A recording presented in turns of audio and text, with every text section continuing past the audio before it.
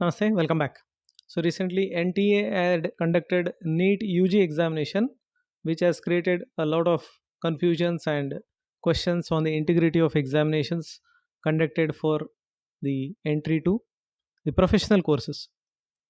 And after that, few days ago, uh, an exam, UGC NET examination got cancelled, or you can say postponed.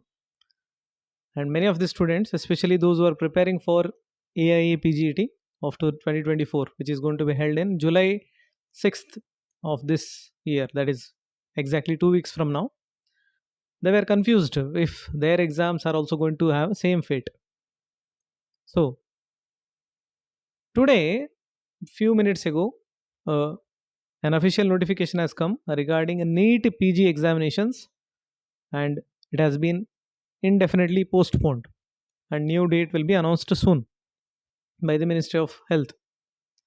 Now, because of this news, I think I've been getting a lot of messages because of this news. Like within few minutes, I received so many messages regarding the chances of the examination of AIPGT getting postponed.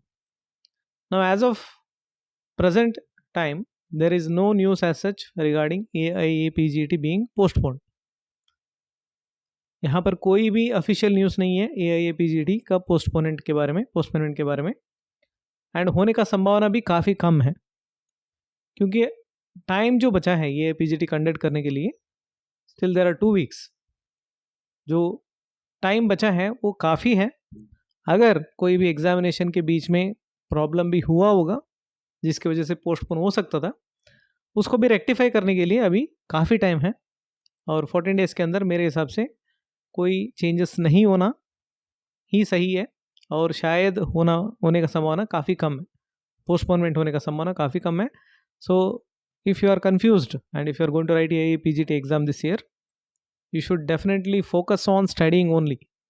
Now keep all the news aside.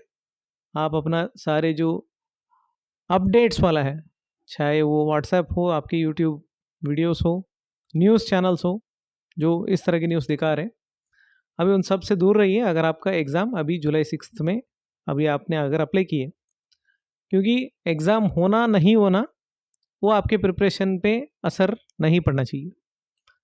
अगर postpone हो जाता है कोई भी कारण की वजह से, फिर आपको टाइम मिल जाएगा और पढ़ने के लिए, बस उसके अलावा कुछ नहीं होने वाला है.